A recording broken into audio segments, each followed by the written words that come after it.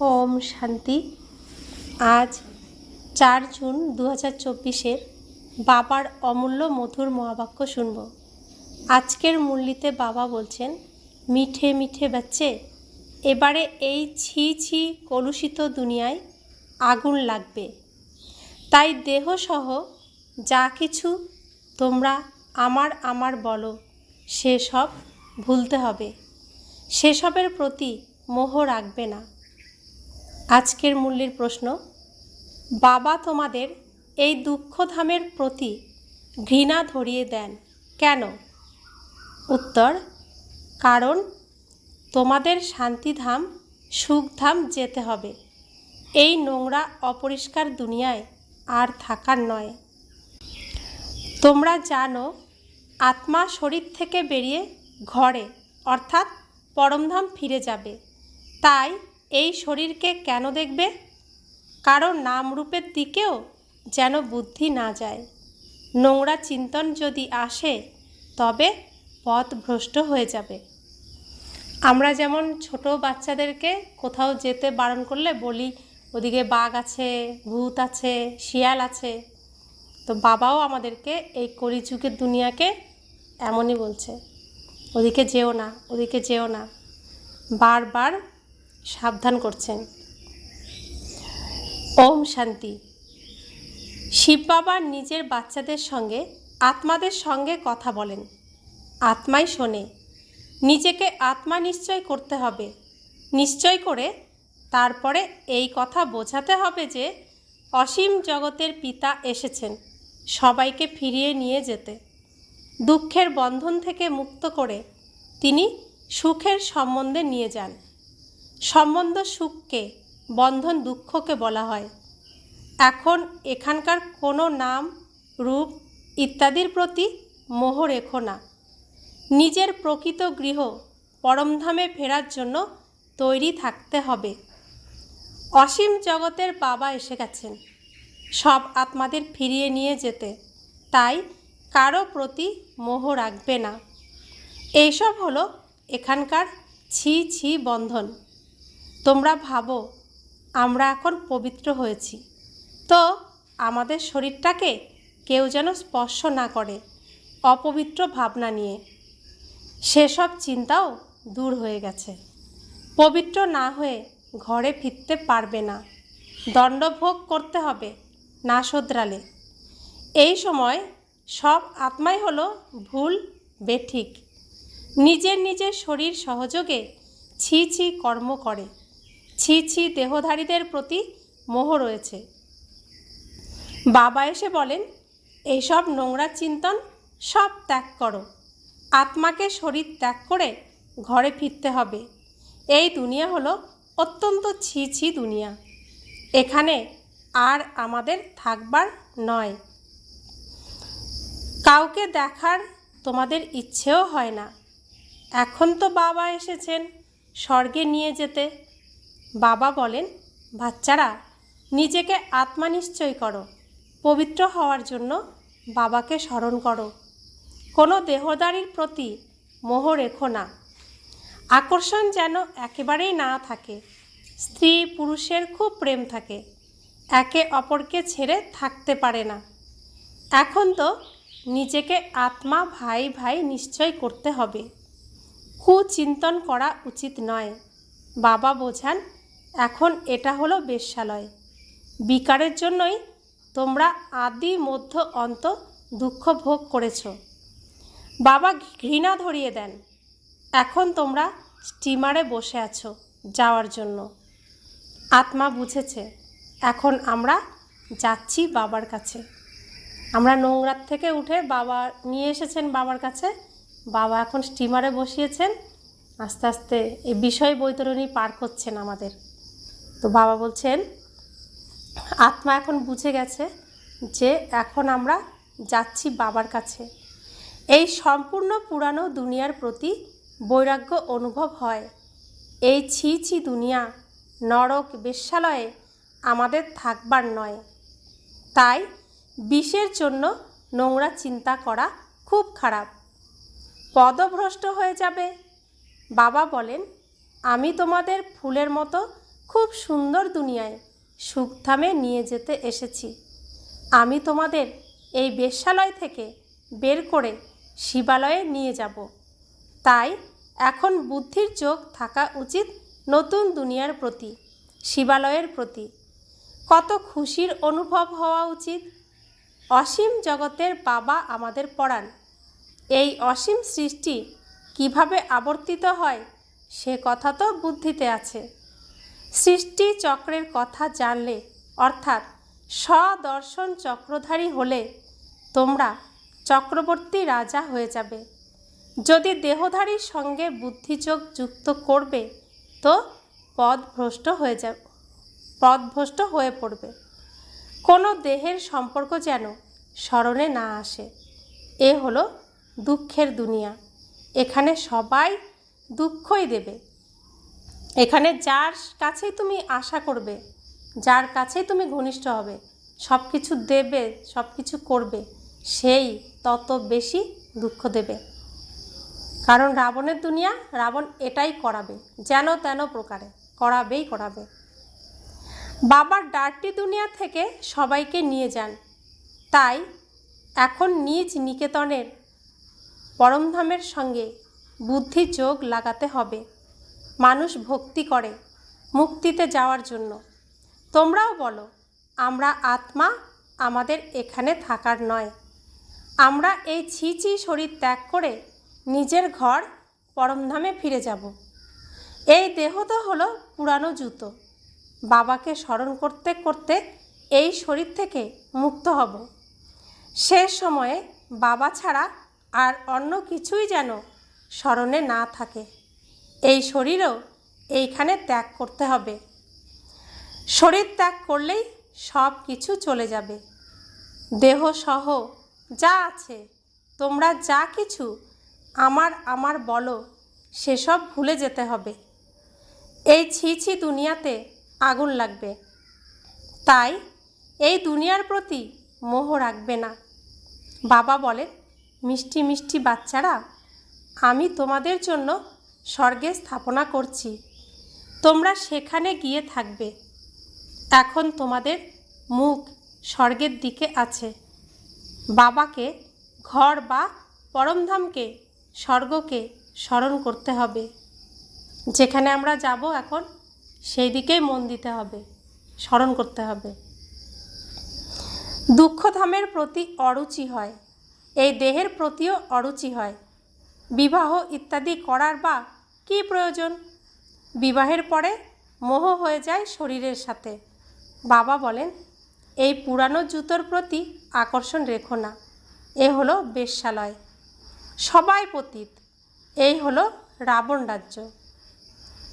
এখানে কারো প্রতি মোহ রাখবে না, একমাত্র বাবা ছাড়া। বাবাকে স্মরণ না করলে জন্ম জন্মান্তরের পাপ ভস্ম হবে না। তারপরে দণ্ডভোগ করাও খুব কষ্টকর, পদভ্রষ্ট হয়ে যাবে। তাহলে এই কলিযুগী বন্ধন ত্যাগ করাটাই ভালো, তাই না?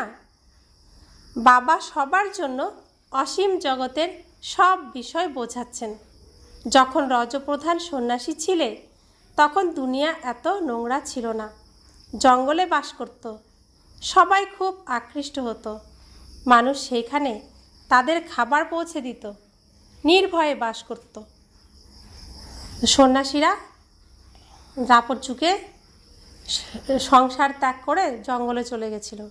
তারা পবিত্র ছিল, তাই তাদের প্রতি সবাই আকর্ষিত হতো, তাদেরকে সম্মান জানাতো, তাদের জন্য জঙ্গলে খাবার পাঠিয়ে দিত। তো বাবা বলছেন, তো তারা নির্ভয়ে বাস করত, তো তোমাদেরও নির্ভয় হতে হবে। এর জন্য বিশাল বুদ্ধি চাই, অনেক বড় বুদ্ধি চাই বোঝার জন্য। বাবার কাছে এলে বাচ্চাদের খুশির অনুভব হয়। আমরা অসীম জগতের বাবার কাছে সুখধামের অবিনাশী অধিকার প্রাপ্ত করি। এখানে অনেক দুঃখ আছে, কত রকমের কঠিন সাংঘাতিক অসুখ ইত্যাদি হয়। বাবা গ্যারান্টি দিয়ে বলেন, তোমাদের সেখানে নিয়ে যাই যেখানে দুঃখ, অসুখ ইত্যাদির নাম চিহ্ন নেই। অর্ধকল্পের জন্যে তোমাদের হেলদি করি। এখানে কারো সঙ্গে মোহ রাখলে অনেক দণ্ড ভোগ করতে হবে। তোমরা বোঝাতে পারো। তারা বলে 3 মিনিটের সাইলেন্স। বলো শুধু সাইলেন্স দিয়ে কি হবে? এখানে বাবাকে স্মরণ করতে হবে, যার দ্বারা বিকর্ম বিনাশ হবে। সাইলেন্সের বরও প্রদান করেন বাবা। আমাদেরকে সাইলেন্সের বর বাবা প্রদান করেন। তাকে স্মরণ না করলে শান্তিপ্রাপ্ত হবে কিভাবে? তাকে স্মরণ করলেই উত্তরাধিকার রূপী অবিনাশী স্বর্গের উত্তরাধিকার প্রাপ্ত হবে। তো বাবাকে স্মরণ করলে তার স্থাপনা করা স্বর্গ, তার অধিকার আমরা প্রাপ্ত করব। টিচাররা তোমাদের এই বিষয়ে অনেক পাঠ পড়াতে হবে। একেবারে সতর্ক হয়ে যাওয়া উচিত। কেউ কিছু বলতে পারবে না। বাবার আপন হয়েছে তো উদরপূর্তির জন্য খাবার তো পাবেই, শরীর নির্বাহের জন্য অনেক কিছু পাবে। যেমন বেদান্তি কন্যা পরীক্ষা দিল, তাতে একটি পয়েন্ট ছিল, গীতার ভগবান কে? সে পরমপিতা পরমাত্মা শিবের নাম লিখে দিল, তো তাকে ফেল করে দেওয়া হলো। আর যারা কৃষ্ণের নাম লিখল তারা পাশ করলো। কন্যাটি সত্য কথা বলল, তারা না জানার দরুন ফেল করিয়ে দিল। তারপরে তাদের সাথে তর্কের দ্বারা প্রমাণ করে বলতে হলো, আমি সত্য লিখেছি। গীতার ভগবান হলেন নিরাকার পরমপিতা পরমাত্মা। কৃষ্ণ দেহধারী তো হতে পারেন না। কোনো দেহধারী গীতার জ্ঞানদাতা হতে পারেন না, কারণ ভগবানের এটা বাণী, ভগবানুবাচ লেখা থাকে গীতাতে। কৃষ্ণ তো ভগবান নয়। তো বেদান্তি দাদি বলে একজন আছেন, তো তিনি দর্শন শাস্ত্র ফিলোসফি তার সাবজেক্ট, তো সেখানে পরীক্ষায় এসেছে গীতার ভগবানকে। তো উনি যেহেতু এই জ্ঞান পেয়েছে তাই লিখেছেন যে পরমপিতা পরমাত্মা শিব বাবা। তো তাকে সেখানে নাম্বারটা কেটে দেওয়া হলো, কারণ সবাই জানে যে শ্রীকৃষ্ণ গীতার ভগবান। তো তিনি বললেন কোনো দেহধারী ভগবান হতে পারে না। তো শ্রীকৃষ্ণ দেহধারী, তাহলে তিনি কিভাবে ভগবান হলেন? পরমপিতা পরমাত্মা, যার দেহ নেই, তিনি হচ্ছেন ভগবান। কিন্তু কন্যাটির ইচ্ছে ছিল এই আধ্যাত্মিক সার্ভিস করার, তাই সে পড়া ছেড়ে দিল। তোমরা জানো এখন বাবাকে স্মরণ করতে করতে নিজের শরীর ত্যাগ করে সাইলেন্সের দুনিয়ায় যেতে হবে। স্মরণ করলে হেলথ ওয়েলথ দুই প্রাপ্ত হয়। ভারতে পিস প্রসপেরিটি শান্তি সমৃদ্ধি ছিল, এমন কথা তোমরা কুমারীরা বসে বোঝাও, তো কেউ তোমাদের নাম নেবে না। যদি কেউ সামনে এসে তর্কও করে, তোমরা যুক্তি সহকারে তার প্রত্যুত্তর দাও। বড় অফিসারদের কাছে যাও, তারা কি করবে? এমন নয় যে তোমরা না খেয়ে মরবে। কলা দিয়ে দই দিয়ে রুটি খেতে পারো। মানুষ পেটের জন্য কত কত পাপ করে। বাবা এসে সবাইকে পাপ আত্মা থেকে পুণ্য আত্মা বানান। এর জন্য পাপ করার, মিথ্যা বলার কোনো দরকার নেই। তোমরা তো 4 ভাগের 3 ভাগ সুখ প্রাপ্ত করো, 4 ভাগের 1 ভাগ দুঃখ ভোগ করো। এখন বাবা বলেন, মিষ্টি বাচ্চারা আমাকে স্মরণ করো, তাহলে তোমাদের জন্ম জন্মান্তরের পাপ ভস্ম হয়ে যাবে, আর কোনো উপায় নেই। তো নিজেকে পাপমুক্ত করার, বিকর্ম বিনাশ করার একটাই রাস্তা, ভগবানকে স্মরণ করা। তো গীতাতে আছে না, স্থূল ধূপ দীপ নৈবেদ্য দিয়ে পুজো করার থেকে জ্ঞান দ্বারা পুজো করা অনেক শ্রেষ্ঠ। জ্ঞান দ্বারা পুজো করার থেকে ধ্যান দ্বারা পুজো করা অনেক শ্রেষ্ঠ। তো স্থূলের থেকে জ্ঞান শ্রেষ্ঠ, জ্ঞানের থেকে ধ্যান শ্রেষ্ঠ। তো বাবা বলছেন শুধু একটাই উপায় আছে আমাদের সমস্ত বিকর্ম, সমস্ত পাপ নষ্ট করার, সেটা হলো বাবার, পরমপিতা পরমাত্মার স্মরণ।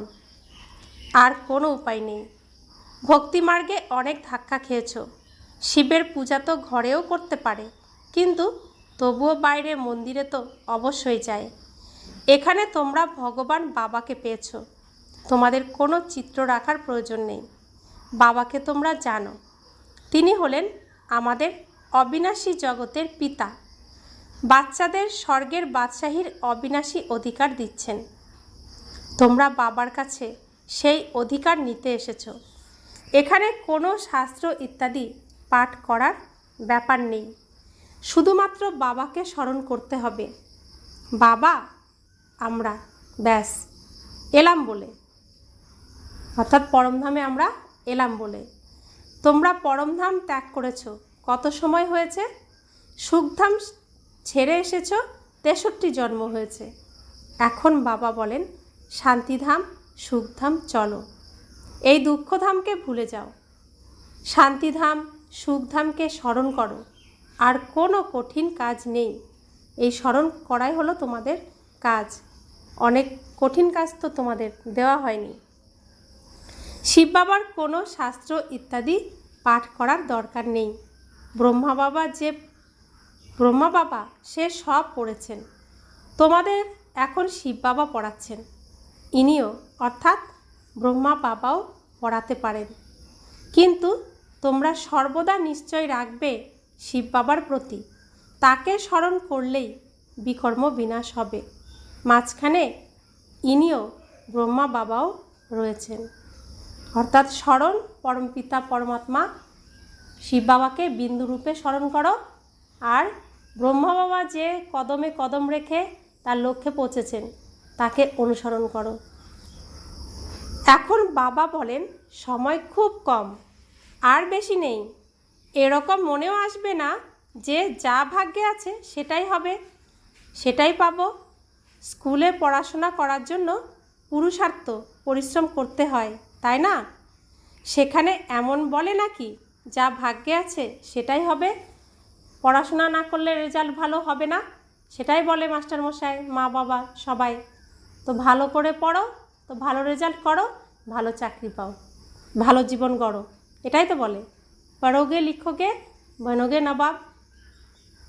আর আমরা বলতাম পড়াশোনা করে যে গাড়ি ঘোড়া চড়ে সে। তো বাবা বলছে এখানে না পড়লে সেখানে জন্ম জন্মান্তরের দাসীগিরি চাকরি ইত্যাদি করতে থাকতে হবে, রাজত্ব প্রাপ্ত হবে না। তারপরে শেষে গিয়ে হয়তো বা রাজমুকুট প্রাপ্ত করবে, তাও ত্রেতা যুগে। মুখ্য কথা হলো পবিত্র হয়ে অন্যদের পবিত্র বানাও। সত্যনারায়ণের সত্য কাহিনী শোনানো খুব সহজ। দুইজন পিতা দৈহিক পিতার কাছে পার্থিব সম্পত্তির অধিকার প্রাপ্ত হয়, অসীম জগতের পিতার কাছে অসীম জাগতিক সম্পত্তির অধিকার প্রাপ্ত হয়। অসীম জগতের পিতাকে স্মরণ করো, তাহলে দেবতায় পরিণত হবে, কিন্তু তাতেও উঁচু পদের অধিকারী হতে হবে। পদ লাভের জন্য কত মারামারি করে, শেষকালে বমও তাদের এই কাজে সাহায্য করবে। এই এত ধর্ম কি আর তখন ছিল? এখন যে এত এত ধর্ম সত্যযুগ ত্রেতা যুগে কি আর তখন ছিল? আবারও থাকবে না। তোমরা রাজত্ব করবে, তাই নিজেদের উপরে দয়া তো করো, মিনিমাম উঁচু পদের অধিকারী তো হতে হবে। কন্যারা আট আনা দিয়ে বলে আমাদের নামে একটি ইট লাগিয়ে দিও। শুধু আমার দৃষ্টান্ত শুনেছ কি না? কন্যাদের তো সম্পত্তি থাকে না, তো কোনোভাবে হয়তো নিজে জমিয়েছে 8 আনা, তো মাউন্ট আবু মধুবন পাঠিয়ে দিয়েছে যে আমাদের জন্য ওখানে একটা ইট ঘরে লাগিয়ে দিও। একটা ইট দিলে তো মহল পেয়ে যাবে। তো বাবা বলছেন শুধু আমার দৃষ্টান্ত শুনেছ তো? এক মুঠো চালের বদলে প্রাসাদ লাভ হয়েছিল। গরিবের কাছে 8 আনাই আছে, তো সে তো সেটাই দেবে। তারা বলে বাবা আমরা গরিব, এখন তোমরা বাচ্চারা প্রকৃত অর্থে উপার্জন করো। এখানে সবার উপার্জন হলো মিথ্যা। দান পুণ্য ইত্যাদি যা করে সব পাপ আত্মাদেরকে করে। তাতে পুণ্যের বদলে পাপ হয়ে যায়। যে দান করে তারই পাপ হয়ে যায়। এমন কর্ম করে সবাই পাপাত্মা হয়ে যায়।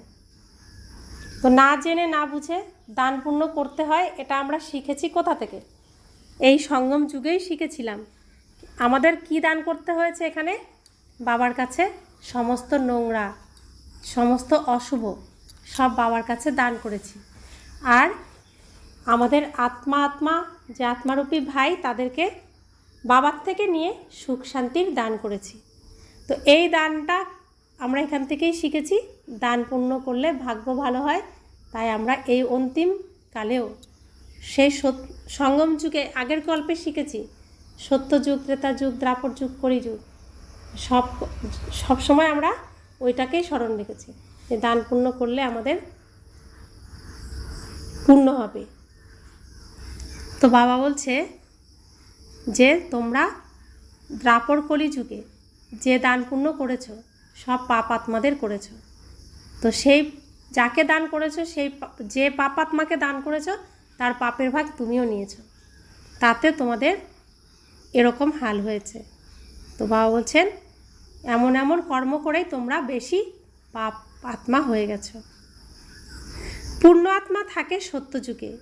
ওই দুনিয়া হলো পূর্ণ আত্মাদের দুনিয়া। সেই দুনিয়া তো বাবাই তৈরি করবেন। পাপ আত্মায় তো রাবণ পরিণত করে, আত্মা মলিন হয়ে পড়ে। এখন বাবা বলেন কুকর্ম করো না, নতুন দুনিয়ায় মলিনতা থাকে না, নামটাই হলো স্বর্গ। তাহলে আর কি? স্বর্গ বললেই মুখে জল এসে যায়। স্বর্গ সকলেই কামনা করে। যে খুনি, যে অপরাধী, সেও স্বর্গ কামনা করে। নিজের কর্মের কথা সে ভাবে না, কিন্তু আশা স্বর্গকেই করে। আর যারা ভালো কর্ম করে তারা তো আশা করে। আমরা প্রত্যেকে কেউ শরীর ছাড়লে বলি স্বর্গে গেছেন। তো শুভ ভাবনা রাখি সবার প্রতি। আমার নিজেরও ইচ্ছা যে আমি যেন শরীর ছাড়লে স্বর্গে যাই। তো স্বর্গ কেন চাই? কেন যাওয়ার এত ইচ্ছা সকলের? কারণ মানুষের যে ইচ্ছা, আশা, যা মানুষ আশা করে, ভগবানের কাছে যে মনস্কামনা রাখে, সব কিছু স্বর্গে অর্থাৎ সত্যযুগে গিয়েই প্রাপ্ত হয়। সত্যযুগ এমন একটা যুগ যেখানে অপ্রাপ্ত কোনো কিছু নেই। মানুষ যা চেয়েছে, যা মনের ইচ্ছা জাগিয়েছে, সমস্ত কিছু সত্যযুগে প্রাপ্ত করতে পারে। তাই সত্যযুগকে স্বর্গ বলা হয়। আর স্বর্গে যাওয়ার ইচ্ছা সকলেরই থাকে। তো বাবা বলছেন দেবতারা এই দুনিয়ায় ছিলেন, তাই তো তার স্মৃতিচিহ্ন রয়েছে। তার স্মৃতিচিহ্ন কি? তাদের ছবি। তারা যে ছিলেন তাদের এই চিত্র হচ্ছে তাদের স্মৃতিচিহ্ন, যে তারা ছিলেন বলে এই ছবিটা আছে, এটাই চিহ্ন রয়ে গেছে। তাই তো তার স্মৃতিচিহ্ন রয়েছে। আত্মা হলো অবিনাশী, অ্যাক্টরের সংখ্যা হলো বিপুল। কোথাও তো বসে থাকে তারা, যেখান থেকে পার্ট প্লে করতে আসে। এখন কলিযুগে কত অসংখ্য মানুষ। তো এই পৃথিবী হলো সৃষ্টির রঙ্গমঞ্চ, নাটকের স্টেজ। এখানে আমরা প্রত্যেকে অভিনয় করতে এসেছি। তো প্রত্যেকে অভিনয় এখানে করতে আসি, অভিনয় করি। কোথার থেকে এখানে অভিনয় করতে আসি? আবার অভিনয় করে আমরা ড্রেস এখানে রেখে আবার কোথায় যাই? নিশ্চয়ই আমাদের কোনো ঘর আছে যাওয়ার, যেখানে আমরা যাই, আবার এখানে এসে ড্রেস চেঞ্জ করে আবার অভিনয় করতে শুরু করি। তো বাবা বলছেন কোথাও তো বসে থাকে আত্মারা। এখন দেবী দেবতাদের রাজত্ব নেই। এখন হলো কলিযুগ, এখন হলো মৃত্যুলোক। মৃত্যুলোকে দেবী দেবতারা থাকে না, দেবী দেবতারা অমর লোকে থাকে। কলিযুগ মৃত্যুলোক, দ্বাপর কলিযুগ মৃত্যুলোক, আর সত্যযুগ ত্রেতাযুগ অমরলোক। তো বাবা বলছেন কাউকে বোঝানো তো খুব সহজ। বর্তমানে পুনরায় এক ধর্মের স্থাপনা হচ্ছে, বাকি সব শেষ হয়ে যাবে। তোমরা যখন স্বর্গে ছিলে তখন অন্য কোনো ধর্ম ছিল না। চিত্রে রামের হাতে তীর ধনুক দেওয়া হয়েছে, সেখানে তীর ধনুকের তো কথাই নেই। এই কথাও তোমরা বুঝেছ। যে যা সার্ভিস করেছে কল্পপূর্বে সেটাই এখনও করে। যে অনেক সার্ভিস করে সে বাবার প্রিয় হয়। লৌকিক পিতার যে সন্তান ভালোভাবে পঠন পাঠন করে পিতার স্নেহ তার প্রতি বেশি থাকে। যে ঝগড়াঝাটি করে খাবে তার প্রতি অত স্নেহ কি থাকবে? সার্ভিসেবল বাচ্চারা বেশি প্রিয় হয়। সার্ভিসেবল অর্থাৎ আজ্ঞাকারী। বাবার প্রতিটি শ্রীমত যারা মানে বাবা তাদেরকে বেশি ভালোবাসবে, বেশি স্মরণ করবে। একটি গল্প আছে, 2 বিড়াল লড়াই করে। মাখন কৃষ্ণ খেয়ে নেয়। সম্পূর্ণ বিশ্বের বাদশাহীরূপী মাখন তোমরা প্রাপ্ত করো। অতএব এখন আর গাফিলতি করবে না, ছি হয়েও না। এসবের পিছনে গিয়ে নিজের রাজত্ব হারিয়ে ফেলো না। বাবার ডাইরেকশন প্রাপ্ত করছো, স্মরণ না করলে পাপের বোঝা বাড়তে থাকবে। তারপরে অনেক দণ্ডভোগ করতে হবে, তখন চিৎকার করে কাঁদবে। মানুষ অসুস্থ হলে কষ্টে কান্নাকাটি করে না, হে ভগবান আমাকে এই দুঃখ থেকে মুক্ত করো, অসুখ ভালো করো বলে কান্নাকাটি করে। তো বাবা বলছেন তোমরা 21 জন্মের বাদশাহী প্রাপ্ত করো, এতে ফেল হলে খুব কাঁদবে। বাবা বলেন না পিতৃগৃহ না শ্বশুরগৃহের কথা স্মরণ করবে, ভবিষ্যতে নতুন গৃহের কথাই স্মরণ করতে হবে। বাবা বোঝান কাউকে দেখে লাট্টু হয়ে যেও না, ফুল হতে হবে। দেবতারা ছিলেন ফুল, কলিযুগে তোমরা কাঁটা ছিলে। এখন তোমরা সঙ্গম যুগে খুব সুন্দর ফুলে পরিণত হচ্ছ। কাউকে দুঃখ দেবে না, এখানে এমন স্বরূপে পরিণত হবে তবে সত্যযুগে যাবে। তো আমরা এখানে রিহার্সাল করছি, ট্রেনিং নিচ্ছি ভগবানের কাছে। কোন রিহার্সাল নিচ্ছি আমরা এখন? কোন রিহার্সাল করছি? আমরা প্রত্যেকে আসরিক গুণে পরিপূর্ণ ছিলাম। বাবা আমাদেরকে খুঁজে খুঁজে তুলে এনেছেন কাঁটার জঙ্গল থেকে, ওই কুল থেকে আমাদেরকে তুলে নিয়ে চলে এসেছেন। এসে কি করছেন? আমাদেরকে পরিষ্কার করছেন, পরিষ্কার করে কলম লাগাচ্ছেন ফুল গাছে। তো আমরা এক একটা ফুল গাছে ফুলে পরিণত হচ্ছি। তো কতটা ফুল হয়েছি, কতটা আমার মধ্যে কাঁটা আছে, কতটা এখনও পরিষ্কার করা বাকি আছে। বাবা তো আমাকে চেক করছে, চেক করে শক্তি দিচ্ছে। আমাকেও নিজেকে চেক করে নিজের কাঁটা নিজেকে পরিষ্কার করতে হবে। কাঁটা অর্থাৎ মনের মধ্যে একটা ঈর্ষা ভাব চলে আসে, কারোর প্রতি কারোর অন্যায় দেখলে তখন সেটা নিয়ে আমরা মাথা ঘামানো শুরু করে দিই। মনের মধ্যে প্রভাব চলে আসে, হালচালে চলে আসে মন। তো বাবা বলছেন যে তোমরা তো দেবী দেবতা হতে যাচ্ছ। দেবী দেবতা মূর্তি হয়ে বসে থাকে, সব সাক্ষী হয়ে দেখছে। তোমরাও সাক্ষী হয়ে দেখার অভ্যাস করো। তোমরা তো জ্ঞান প্রাপ্ত করেছো যে এটা নাটক, নাটকে এক একজন এক এক রকম অভিনয় পাঠ পেয়েছে। তো ও ওই পাঠ পেয়েছে, আমি শ্রেষ্ঠ পাঠ পেয়েছি। তো আমার পাঠ আমি শ্রেষ্ঠ করি।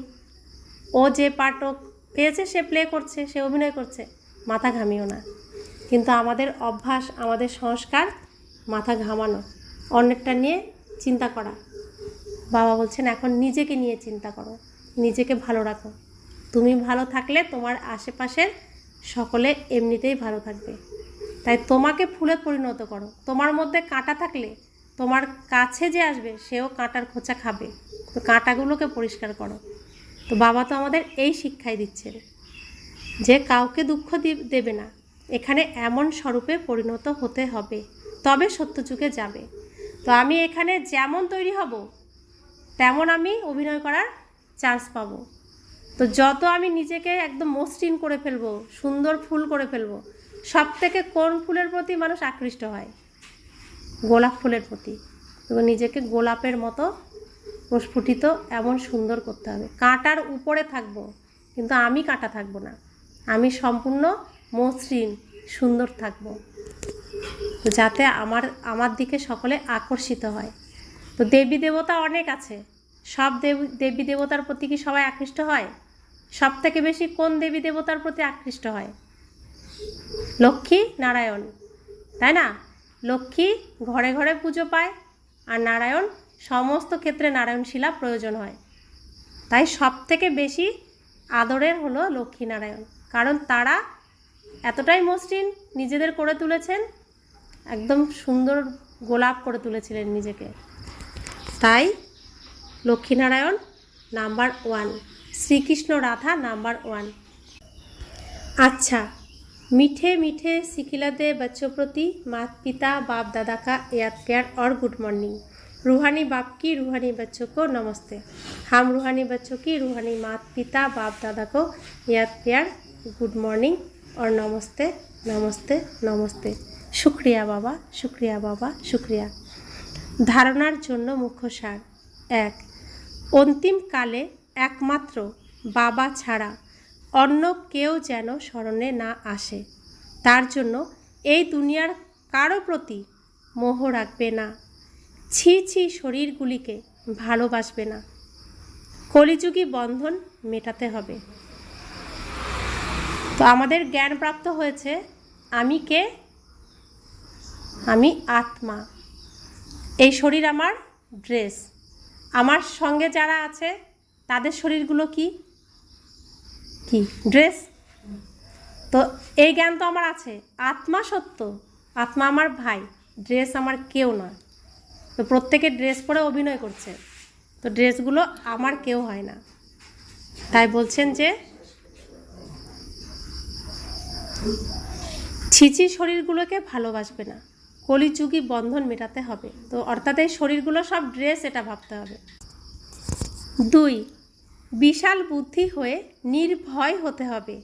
পূর্ণ আত্মা হওয়ার জন্য কোনো পাপ এখন আর করবে না, পেটের জন্য মিথ্যে বলবে না, এক মুঠো চাল সফল করে প্রকৃত সত্য উপার্জন জমা করতে হবে, নিজের উপর দয়া করতে হবে। আমরা কর্মের জন্য অর্থাৎ শরীর নির্বাহের জন্য অনেক কাজ করি, কর্ম করি, তো সেখানে কোনো কোনো সময় আমাদের মিথ্যেও বলতে হয়। তো বাবা বলছে এত বেশি উপার্জনের তো আর প্রয়োজন নেই, আসবাবপত্রের পিছনে ছুটেও কোনো লাভ নেই। তো যেটুকু তোমার প্রয়োজন সেটুকুর জন্যই করো, মিথ্যা বলার কোনো প্রয়োজন নেই। যে কর্ম করবে সেটা যোগযুক্ত হয়ে, কর্মযোগী হয়ে করো। তো বলছে যেটুকুই তুমি উপার্জন করছো সেটা যেন সফল হয়, ব্যর্থ নষ্ট না হয়। সুদামার এক মুঠো চাল সে সফল করেছিল, নষ্ট করেনি। সেরকম আমাদেরও যেটুকু ধন থাকবে প্রয়োজনের থাকবে, অতিরিক্ত না। বরদান, পরমাত্মা ভালোবাসার লগনের দ্বারা নিজেকে বা বিশ্বকে নির্বিঘ্ন বানানো তপস্যা মূর্তি ভব। এক পরমাত্মার লগনে থাকাই হলো তপস্যা। এই তপস্যার শক্তি নিজেকে আর বিশ্বকে সব সময়ের জন্য নির্বিঘ্ন বানাতে পারে। নির্বিঘ্ন থাকা আর নির্বিঘ্ন বানানোই হলো তোমাদের সত্যিকারের সেবা, যেটা অনেক প্রকারের বিঘ্নের থেকে সকল আত্মাদেরকে মুক্ত করে দেয়। এই রকম সেবাধারী বাচ্চারা তপস্যার আধারে বাবার থেকে জীবন মুক্তির বরদান নিয়ে অন্যদেরকে প্রদান করার নিমিত্ত হয়ে যায়। তো আজকের সমান কি? আজকের সমান আমি নির্বিঘ্ন তপস্বী মূর্খ আত্মা। তো পরমাত্মার সঙ্গে যে সবসময় যোগযুক্ত থাকবে, তপস্যা করবে নিজের কাঁটাগুলোকে পরিষ্কার করার, তো সেই আত্মা ভগবানের কাছ থেকে সেই আশীর্বাদ প্রাপ্ত করবে, জীবনমুক্ত করার, নিজেও জীবনমুক্ত হওয়ার বরদান প্রাপ্ত করে এবং অন্যদেরকেও জীবনমুক্ত করার ভাগ্য প্রদান করে, নিমিত্ত হয়ে যায়। স্লোগান, ছড়িয়ে থাকা স্নেহকে একত্রিত করে এক বাবার সাথে স্নেহ রাখো, তাহলে পরিশ্রম করা থেকে মুক্ত হয়ে যাবে। তো ছড়িয়ে যাওয়া স্নেহ, ছড়িয়ে থাকা স্নেহ কি? আমার স্নেহ ভাগ হয়ে রয়েছে, কিছু রয়েছে বাবার প্রতি, কিছু রয়েছে মার প্রতি, লৌকিক বাবা মায়ের প্রতি, কিছু ভাই বোনের প্রতি, কিছু স্বামীর প্রতি, কিছু সন্তানের প্রতি, কিছু বাড়িঘরের প্রতি, জিনিসপত্রের প্রতি, সম্পত্তির প্রতি, সব জায়গায় আমাদের ভালোবাসা রয়েছে, ছড়িয়ে ছড়িয়ে রয়েছে। বাবা বলছে সব গুছিয়ে নাও, গুছিয়ে এখন এক বাবার সাথেই সমস্ত স্নেহ রাখো, ভালোবাসা রাখো, প্রেম রাখো, তাহলে পরিশ্রম করা থেকে মুক্ত হয়ে যাবে। ওম শান্তি।